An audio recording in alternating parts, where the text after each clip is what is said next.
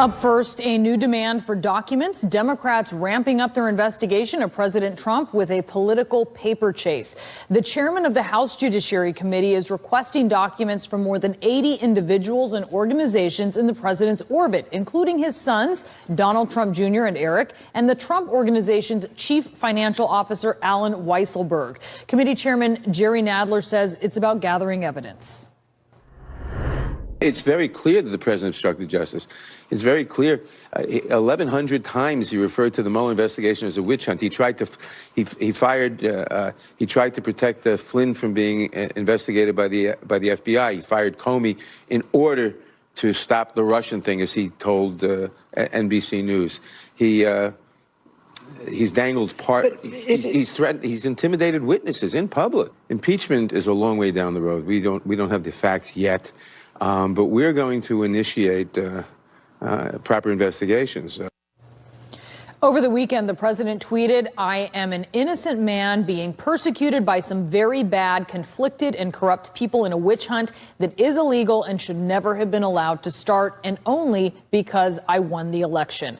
Senior congressional correspondent Mani Raju is tracking developments on Capitol Hill. So fill us in on who else is on this list of Democrats. Well, 81 people connected to the White House and entities connected to the president have received letters from the House Judiciary Chairman Jerry Nadler asking for a wide range of documents related to its new investigation here into alleged obstruction of justice and the Democrats' allegations the president abused his power in office while also trying to benefit himself financially. Now, the 81 people include not just the president's son, but also his son-in-law, Jared Kushner, Jeff Sessions, a former attorney general, David Pecker, who's the head of the parent company of National Enquirer, which was involved in those so-called catch and kill schemes to silence stories about these alleged affairs before the election, the president's alleged extramarital affairs. But in addition to his current campaign manager, Brad Parscale, former aides, including Hope Hicks and Don McGahn,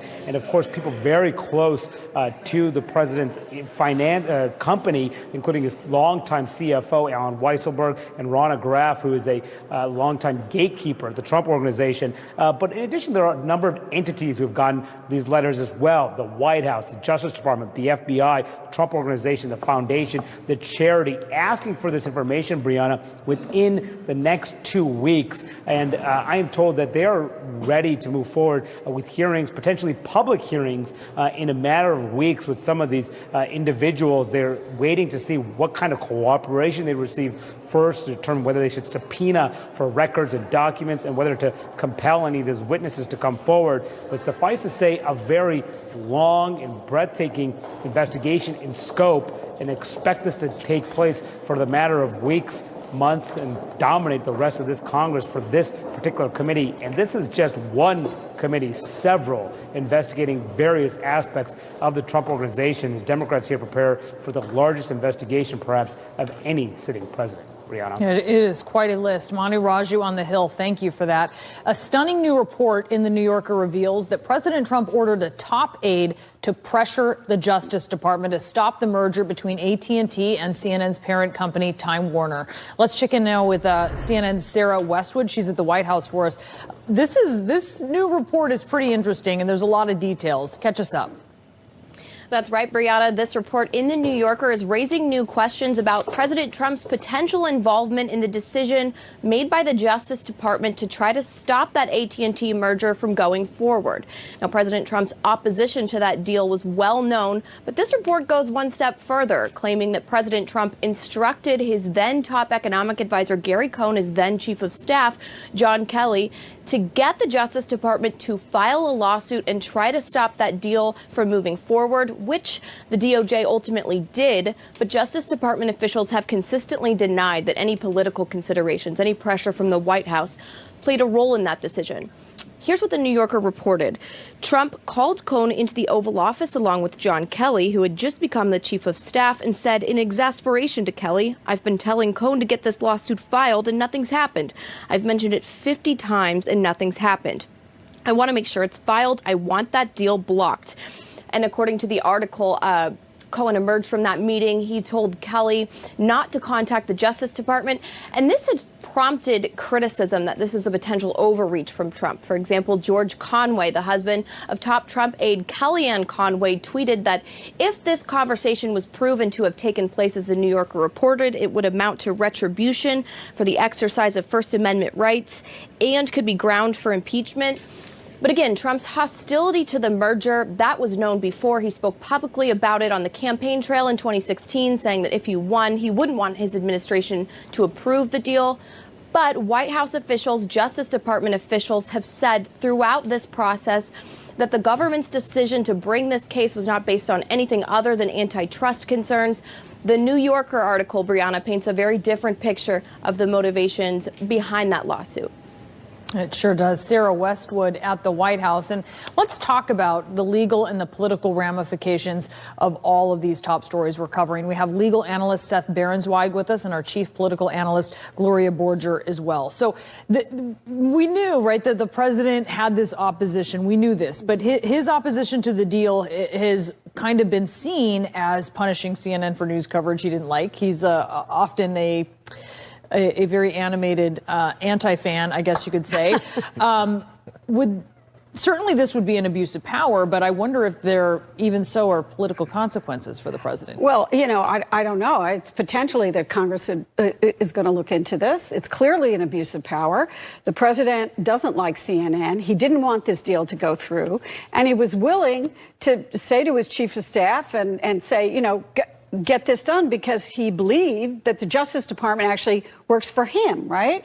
And not for the American people. They were like his own personal, he considered them his own personal attorneys and he could order them to do whatever he wanted. And they said that he didn't. And George Conway, who we all know so well, Kellyanne Conway's husband, critic of the president, though, said if proven, such an attempt to use presidential authority to seek retribution for the exercise of First Amendment rights would unquestionably be grounds for impeachment. Are you so sure of that? Well, I think it points in that direction. It's a constitutional issue. I agree it's an abuse of power, but I would really call it an abuse of power on steroids. Take a look at the case itself. That case filed to block the merger was frivolous. The administration didn't lose. They got clobbered. They got destroyed at the trial level. Pending appeal, they filed a motion for a stay of the ruling. Pending appeal in these kinds of cases, usually judges will grant that as a courtesy. The judge even at that point said, forget it, you guys are going to lose. And a couple of days ago, they got clobbered on the appeal as well. So it's going to be very difficult, if not impossible, for the president to say, I was just trying to uphold the law. I think he was probably going against the law, especially in this case. So you've seen this list it's extensive. A separate story we're covering today. The Judiciary Committee and the House Judiciary Chairman is requesting documents from dozens of people. So about 80 individuals and also entities, including the Trump Organization, including Cambridge Analytica and others. And this is all, of course, related to President Trump. How significant is this list to you, Seth? From my perspective, I think the list really marks a new chapter in terms of setting a new, broader tone on Capitol Hill. There was a lot of heat before, particularly in light of the Cohen situation, but now you have a completely new situation with this broad shot by Jerry Nadler. This is really like a broad buffet of letters going after all kinds of criminal violations. But if you'd open up the buffet menu, you'd probably see two legal issues principally at the top of the list: abuse of power and obstruction of justice. And I think that this is going to get broader and it's going to accelerate very quickly. Well, this is also, though, sort of a strategy on the part of the Democrats, which is they need to, and Jerry Nadler said it this weekend, if they're going to go towards impeachment, they first need to persuade the American public that what they're doing is actually the right thing to do. So by subpoenaing documents, calling people publicly to testify. You know, this happened in Iran-Contra a long time ago. They're presenting the case that they have to the American people in the way that Bob Mueller won't when we finally get his report. And I think in many ways, impeachment may be going on now, but we just don't call it that or know about it. Do you think there's a possibility, Gloria, that they gauge that maybe there isn't this ability to impeach successfully, that maybe Republicans are going to stand by President Trump, but they're at least going to exact some prolonged suffering. Oh, absolutely, which could then lead to impeachment if public opinion changes. You know, you can't do it unless the public is with you. Yeah. So pain is on their list. Yes, I would say that. I agree, and I think Rudy Giuliani has said, look, we're going to try this in the court of public opinion.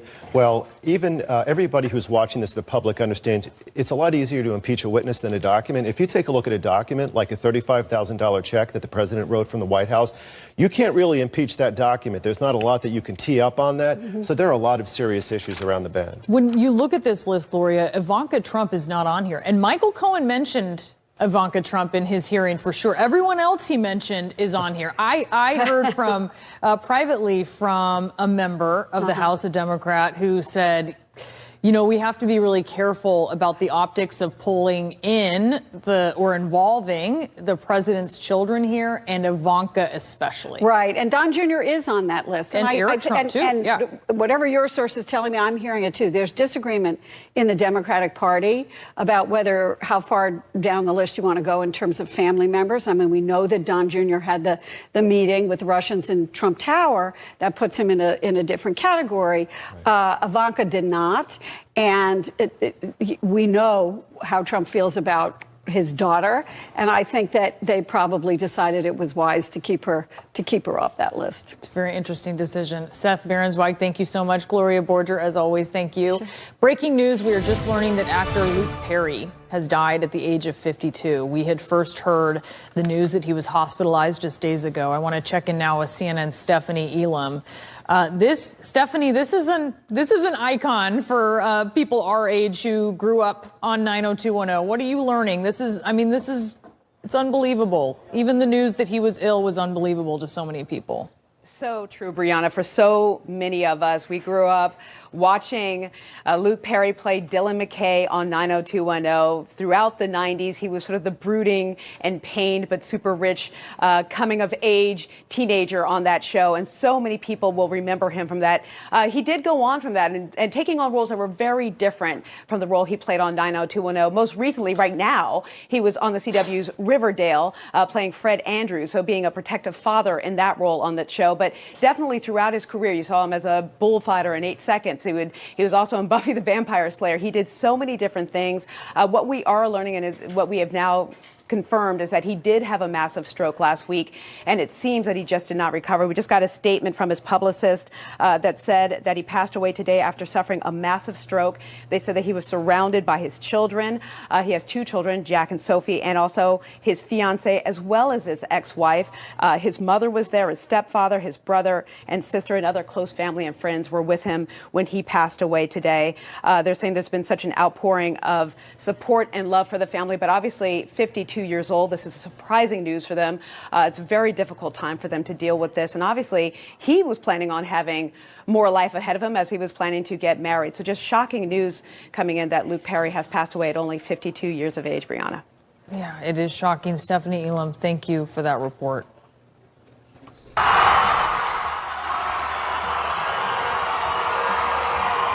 Some dramatic moments here in Venezuela as the self-proclaimed president arrives back in his country despite concerns of his capture or arrest by the Maduro government. Plus, as the president blames Michael Cohen for the failed talks with Kim Jong-un, we're now learning that North Korean hackers reportedly hit the U.S. as the summit was going on.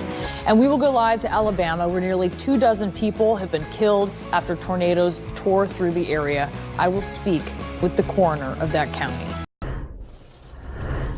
The warnings came, but it still was not enough time to escape the powerful tornadoes that killed 23 people in Alabama. You can see video of this monstrous tornado, one of 2. It's one of at least a dozen that touched down in Alabama and Georgia on Sunday. Search and rescue crews are on the ground right now. They are sorting through debris for any sign of survivors still, but sadly, the death toll is expected to rise. Houses completely destroyed, homes that just slabs left where once stood a home. We ran inside, and after that, it was just a lot of debris flying, and we just watched it out the window. I'm scared. I'm on the counter. and 10 seconds in the tornado come and everything is gone, everything destroyed. Bill Harris is the Lee County coroner. He is joining us now on the phone. Bill, tell us how the community is doing today. This I can't even imagine. Tell us. They seem to be coming together and helping each other. It's just a phenomenal thing that the folks have jumped in to assist these people that have not only lost loved ones but everything else they own. Well, that is heartwarming to know that the community is rallying around people for sure. I want to ask you about right now the casualties and the injuries, because the spokesman from East Alabama Medical Center told CNN that the Opelika, Kansas received about 60 patients yesterday, but only 4 are still hospitalized at this point. What more can you tell us? That was my understanding that they transported about that many, and I think around 16 may have been transported to other facilities. I don't know the condition of those patients. I still have 2 that were injured with serious injuries that are in ICU at the East Alabama Medical Center at this time. And right now, the death count is still at 23. Are you worried that's going to rise? I am a little bit worried. I'm not sure what their plan was this morning. I think they were going to research the areas they searched yesterday just to make sure, and then get into some of the new areas this afternoon that they were unable to get to yesterday.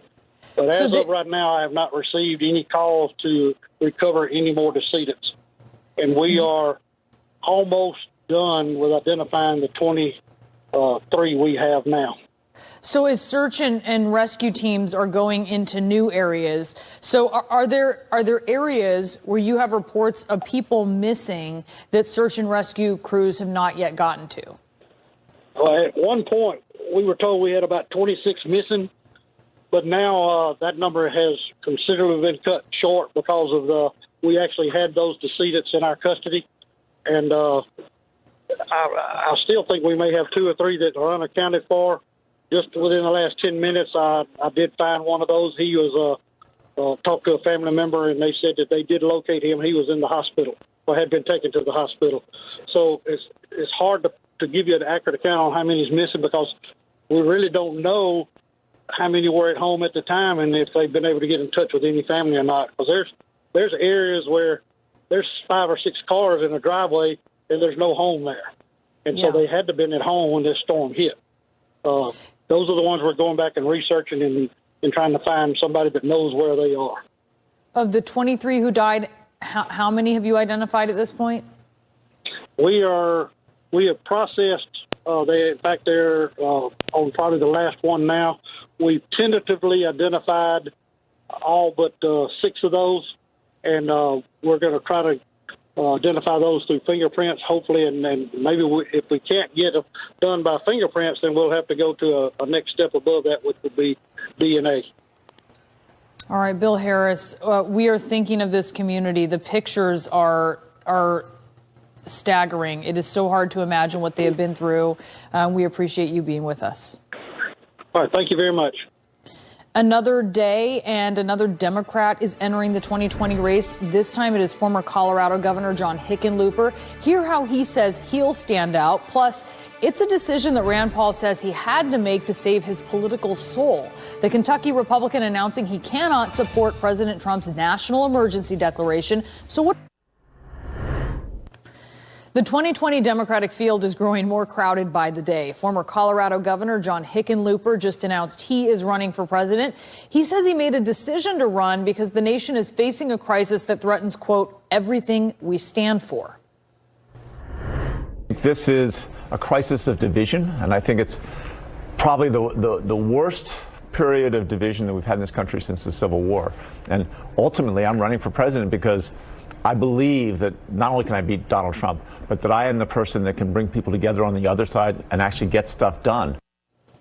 CNN's political director, David Chalian, is with me now. So the list is huge, right? We're now at 10 Democrats officially in the race, and there's still a couple more with exploratory committees. And I think we're still waiting on 14 others or 13 others to actually tell us their intentions. There are many more still out there, some big names, too, right? Like Joe Biden or Beto O'Rourke, Michael Bloomberg. We're still waiting some big names to give us their decision. But this is now the second governor to get in the race, Brianna, and he's trying to plot a centrist path here, a little bit more central path, which the big question that will hang over the Hickenlooper candidacy is that what the Democratic primary electorate is looking for right now? You saw just in what you just played, he's trying to sell himself as somebody who not only can bring the country together in a time he feels that has to happen, but also because of his 8 years as mayor of Denver, as governor of Colorado, another 8 years, that he has the executive kind of leadership experience, not in Washington, to deliver on the promises that he says the Washington leaders have failed. So not only is he running against Trump,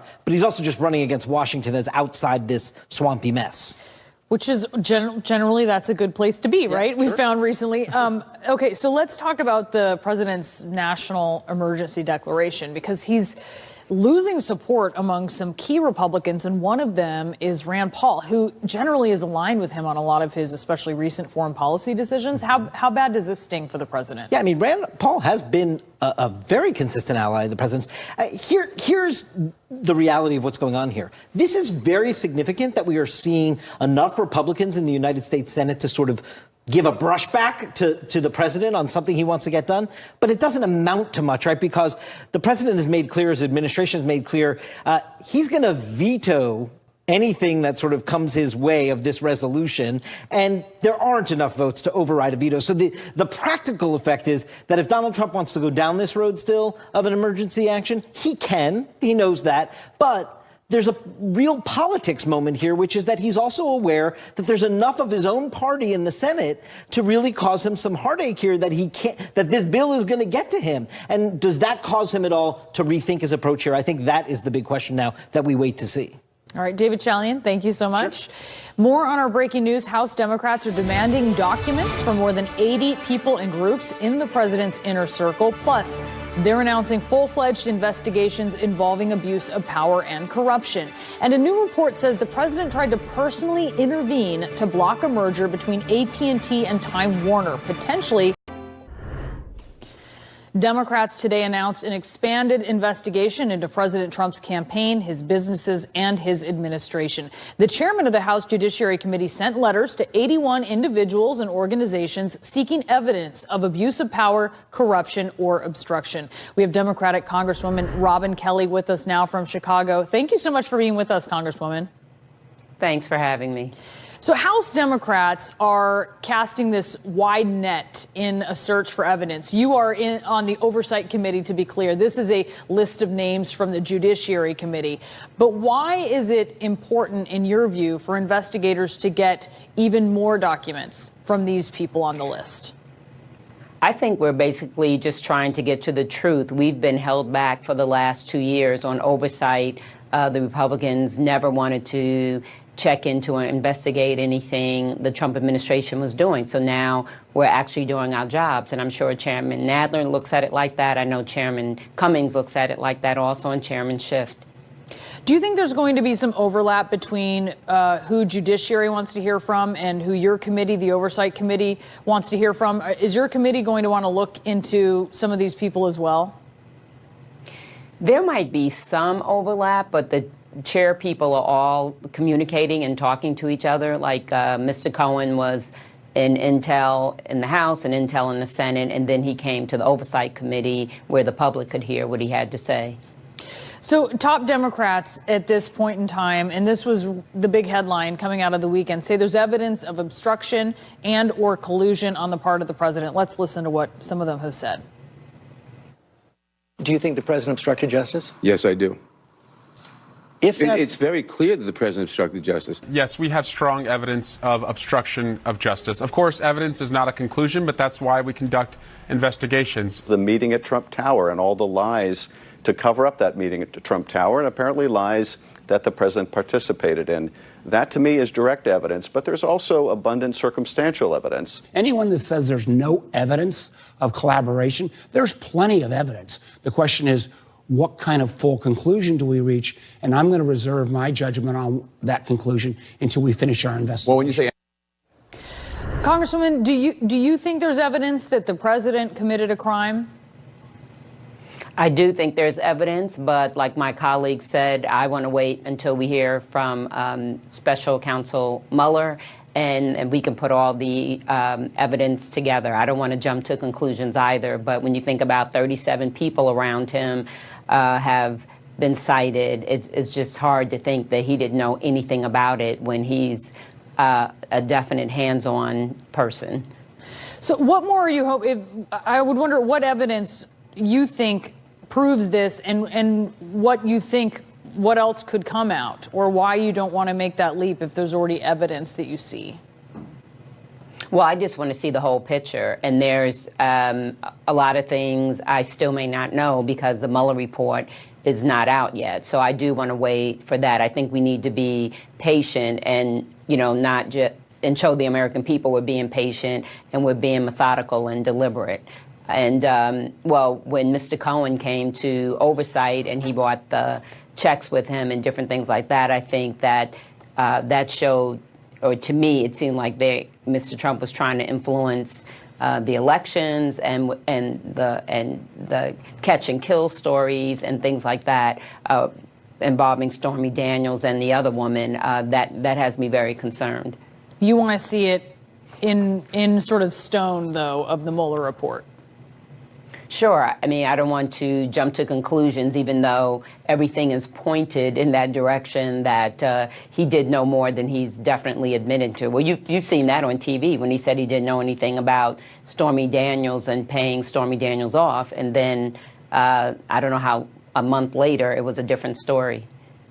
And now he's signed a check. We see the signature on the check. Right. Definitely. So when I look at this list, again, your oversight, but this is the Judiciary Committee list, and absent from it is Ivanka Trump. She's noticeably absent from it. And it's not that Democrats aren't interested, I think, in hearing her perspective, but privately, I know at least one of your colleagues on the Democratic side told me that the optics of grilling the president's daughter would backfire. Clearly requesting documents from her, they may feel that way as well. Do you agree that that could backfire for Democrats? I think if we handle ourselves in a methodical way, if we're statesmen and women, I'm not sure if that would backfire. We're trying to get at the truth. We just have to make sure we're not theatrical and dramatic and just show that we're trying to get at the truth. So your committee oversight has asked several times now for an explanation as to why the president overruled his advisors on the security clearance of Jared Kushner. Today is that deadline before Chairman Elijah Cummings issues a subpoena. What are you hoping to find? Well, I would hope to find that he wasn't involved, but seeing everything that has happened since he's been the president, it would not surprise me that he did influence the decision, because he comes off very much my way or the highway, and I would not be surprised that he is the reason his son-in-law has clearance. And according to reports, John Kelly, the chief of staff, documented his concerns about the process. Are you looking to acquire those memos? I would like to see that, yes. And before we go, I do want to ask you about a new report from The New Yorker. It says that President Trump ordered a top aide, Gary Cohn, to pressure the Department of Justice to stop the merger between AT&T and CNN's parent company. Cohn did not want to do this, according to the report, because he understood, said Jane Mayer, the New Yorker reporter, that this would look bad, that the president would actually be trying to orchestrate a punishment of these big companies because he didn't like how he was covered by CNN. Is the Oversight Committee going to want to hear from Cohn, do you think? I haven't talked to the chairman about this yet, but I would not be surprised, because if he put his finger on this scale to influence the merger, that is an absolute abuse of power. And we all know how he feels about CNN. So it would be an absolute abuse of power if this did happen. All right, we'll check back in with you as well, because certainly this is a news story, so we're curious to see if that is going somewhere. All right, Congresswoman Robin Kelly, thank you so much. Thank you. A new report says that while President Trump was heaping praise on North Korean dictator Kim Jong-un during their summit last week, North Korean hackers took aim at more than 100 American targets. Plus, despite threats of arrest, Venezuelan opposition leader Juan Guaido